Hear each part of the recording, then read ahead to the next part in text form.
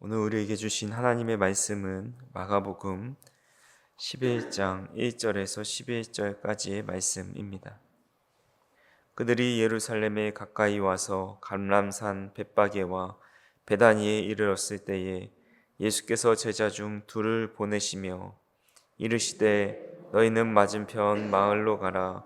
그리로 들어가면 곧 아직 아무도 타보지 않은 나귀 새끼가 매어 있는 것을 보리니 풀어 끌고 오라. 만일 누가 너희에게 왜 이렇게 하느냐 묻거든 주가 쓰시겠다 하라. 그리하면 즉시 이리로 보내리라 하시니 제자들이 가서 본즉 나귀 새끼가 문 앞 거리에 매어 있는지라. 그것을 푸니 거기 서 있는 사람 중 어떤 이들이 이르되 나귀 새끼를 풀어 무엇 하려느냐 하매 제자들이 예수께서 이르신 대로 말한데 이에 허락하는지라. 나귀 새끼를 예수께로 끌고 와서 자기들의 겉옷을 그 위에 얹어 놓음에 예수께서 타시니 많은 사람들은 자기들의 겉옷을 또 다른 이들은 들에서 벤 나뭇가지를 길게 펴며 앞에서 가고 뒤에서 따르는 자들이 소리 지르되 호산나 찬송하리로다. 주의 이름으로 오시는 이여 찬송하리로다. 오는 우리 조상 다윗의 나라여 가장 높은 곳에서 호산나 하더라.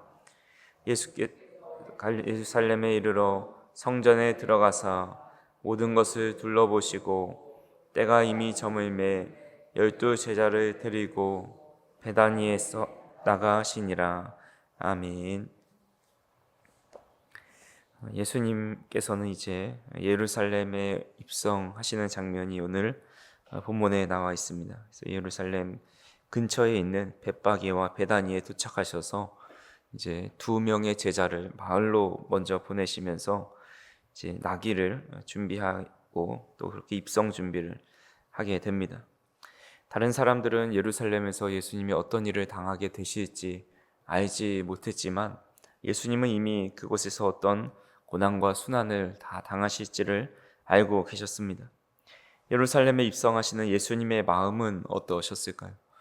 오늘 본문에는 나와 있지 않지만 누가복음에서는 예수님께서 예루살렘 성을 보고 우셨다라고 나와 있습니다. 그래서 누가복음 19장 41절에서 44절을 보시면 가까이 오사 성을 보시고 우시며 이르시되 너도 오늘 평화에 관한 일을 알았더라면 좋을 뻔하였거니와 지금 내 눈에 숨겨졌도다. 날이 이를지라 내 원수들이 토둔을 쌓고 너를 둘러 사면으로 가두고 또 너와 및 그 가운데 있는 내 자식들을 땅에 메어치며 돌 하나도 돌 위에 남기지 아니하리니 이는 내가 보살핌을 받는 날을 알지 못함을 인함이니라 하시니라 라고 말씀하십니다. 예수님은 앞으로 일어난 일들을 다 하셨고 자신의 죽음을 슬퍼하시기보다 예루살렘이 멸망할 것을 놓고 슬퍼하셨습니다. 하나님의 뜻을 저버리고 결국 멸망당하는 이스라엘 백성들을 보며 안타까워 하신 것입니다. 어느 나라나 마찬가지지만 특히 우리나라는 체면을 중시합니다.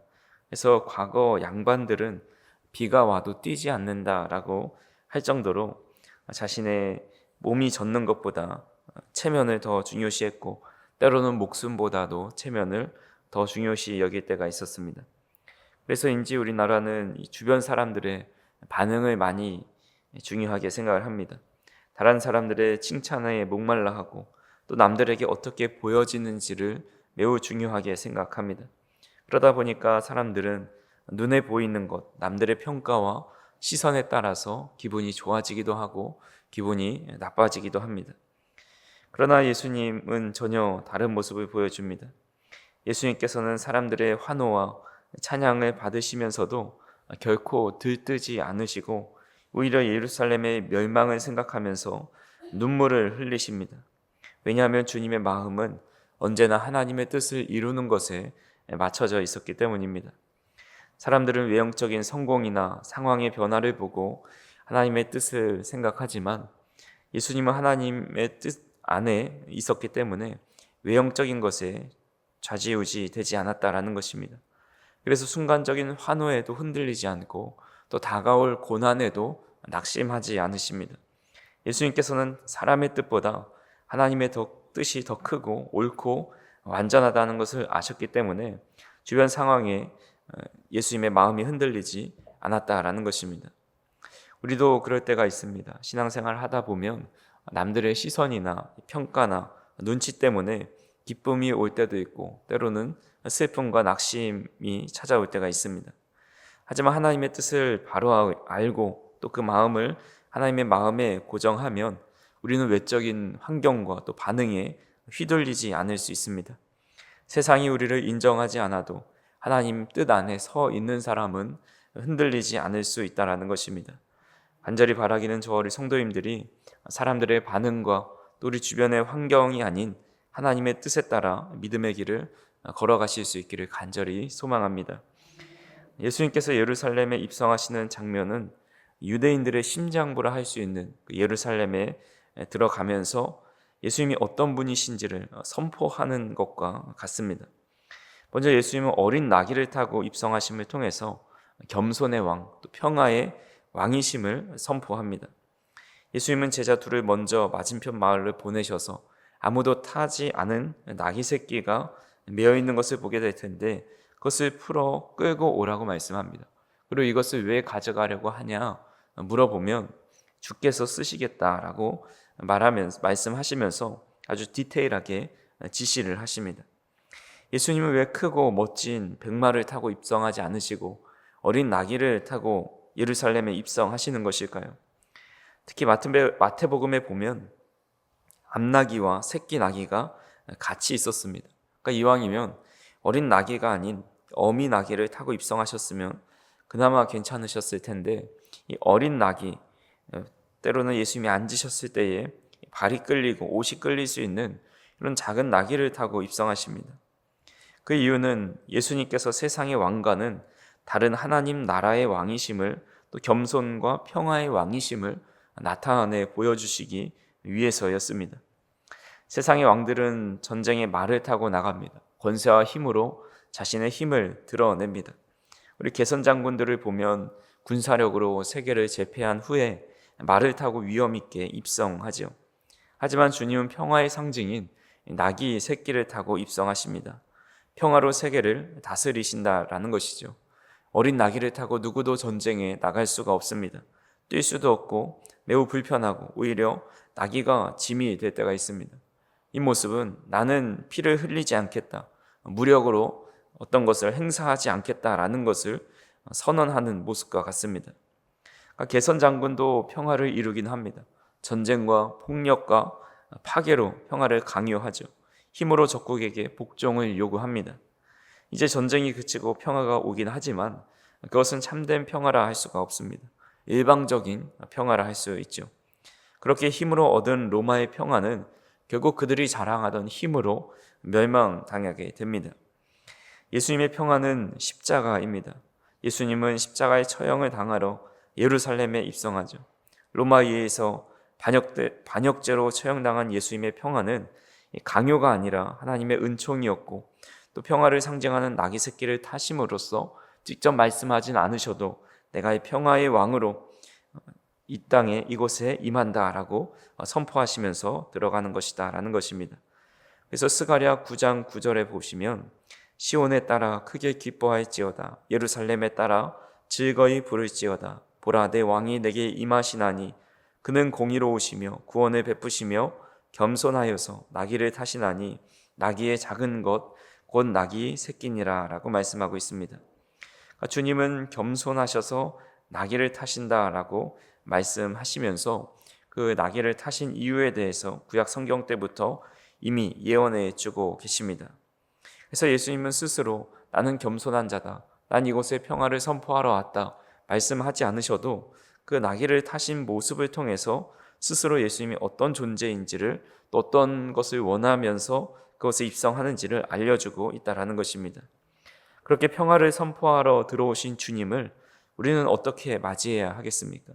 오늘 본문 8절에서 10절에 보시면 많은 사람들은 자기들의 겉옷을 또 다른 이들은 들에서 벤 나뭇가지를 길에 펴며 앞에서 가고 뒤에서 따르는 자들이 소리 지르되 호산나 찬송하리로다 주의 이름으로 오시는 이여 찬송하리로다. 오는 우리 조상 다윗의 나라여 가장 높은 곳에서 호산나 하더라라고 고백하며 따르고 있습니다. 그들은 겉옷을 벗어서 길에서 펴고 또 종려나무 가지를 흔들면서 호산나 주의 이름으로 오시는 이여라고 외치고 있습니다. 겉옷은 단순한 옷이 아니라 당시에 자신의 신분과 또 소유를 상징하는 것이었습니다. 즉 그들은 자신의 소유와 영광을 내려놓고 예수님을 왕으로 인정하면서 복종의 표시로 옷을 깔고 있는 것입니다. 그리고 그들이 호산나라고 외친 것은, 호산나라는 것은 우리를 구원하소서라는 뜻인데 단순한 환호가 아니라 구원을 간구하는 것이고 또 주님이 메시아임을 선포하는 것, 또 고백하는 것이다 라고 할 수가 있습니다. 오는 우리 조상의 다윗의 나라여 라고 말씀한 것도 같은 의미로 볼 수가 있습니다. 하지만 그들의 호산나는 오래 가지 않았습니다. 유대 지도자들의 선동에 의해서 결국 예수님을 찬양하고 높이는 외침이 죽이라는 호소로 바뀌게 됩니다. 갈릴리에서 크게 각광받으면서 지금까지 오신 예수님께서 이제는 예루살렘에 이르러서는 죽이라는 소리로 변하게 되는 것을 보게 됩니다. 왜 많은 사람들이 주님을 따르다가 결국 예수님을 배반하게 되는 것일까요? 그 이유는 유대인들 지도자들의 선동이 가장 중요한 역할을 했다고 할 수가 있습니다. 예수님께서 갈릴리 지역에서 처음 복음을 선포하실 때는 그 영향력이 크지 않았습니다. 큰 세력이 형성되지 않아서 유대 지도자들은 큰 위협을 느끼지 않았습니다. 하지만 갈릴리에서 또 사마리아에 이르고 또 예루살렘에 이르기까지 예수님의 세력은 점점 확장되고 5천 명이 모이고 또 4천 명 이상의 무리가 주님과 함께 있기도 했습니다. 점점 확장되는 예수님의 세력은 유대교 지도자들에게 별로 좋게 여겨지지 않은 것입니다. 유대 지도자들은 예루살렘 성전을 중심으로 자신의 세력을 유지하려고 했지만 예수라는 청년이 일으킨 세력이 자신의 기득권을 빼앗아가고 그들의 파급력이 점점 세지는 것을 보고 결국 새로운 복음을 받아들이지 못하고 선동하여서 예수님을 십자가에 죽게 만듭니다. 우리도 그럴 때가 있습니다. 예수님을 맞이하는 무리처럼 처음에는 호산나 다윗의 자손이여 어서 오십시오 열정적으로 우리의 옷을 깔고 또 종려나무 가지를 흔들면서 주님을 환영하지만 주님께서 우리 안에 오셔서 믿음의 길을 걸어가라 하시고 제자의 길을 가라 하시고 십자가의 길을 걸어가라 하실 때에 나의 생각과 정말 하나님의 뜻이 달라서 때로는 낙심하며 돌아설 때가 있다라는 것입니다. 예수님은 지금도 우리의 삶 가운데 평화를 선포하며 들어오고 싶어 하십니다. 그러나 주님께서 들어오시기 위해서는 우리 마음에 있는 자기 의와 또 자존심과 세상의 기준과 욕심과 내가 인생의 주인으로 눌러 앉아 있는 그 자리에서 일어나야 합니다. 내 기준과 세력을 내려놓고 주님의 말씀과 뜻을 받아들이고 진심으로 주님의 입성을 환영해야 합니다. 그래서 우리는 주님, 내 마음의 문을 활짝 엽니다.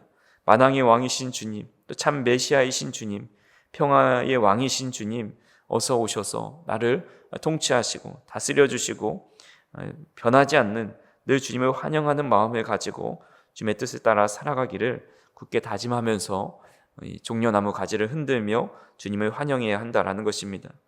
주님께서 예루살렘에 입성하신 것은 영광을 위해서 또 로마를 물리치시고 유대 땅을 다시 한번 그런 국가의 강한 힘으로 만들기 위해서가 아니라 십자가의 길을 지시고 또 복음을 전하시기 위해 오신 것을 우리가 기억하면서 주님께서 내 마음의 왕으로 들어오신다면 과연 우리는 어떤 삶을 살아가야 하는지 또 주님께서 걸어가신 그 길을 과연 끝까지 우리 또한 우리가 환영하며 살아갈 수 있을지 아니면 나의 뜻과 하나님의 뜻이 달라서 어서 오십시오라고 했던 그 호산나 외쳤던 그것이 예수님의 십자가에 못 박으라 배신하면서 나아가는 모습은 없는지를 우리가 오늘 함께 묵상하시면서 또 기도하는 그런 시간이 되었으면 좋겠습니다.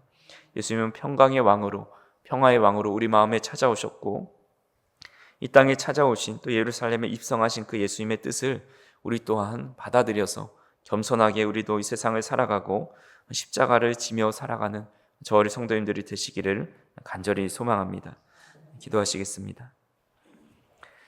사랑과 은혜가 풍성하신 하나님 아버지, 평화의 왕으로 평강의 왕으로 겸손히 나귀 새끼를 타고 오신 예수님의 모습을 다시 한번 볼 수 있는 은혜를 허락하여 주시니 감사를 드립니다.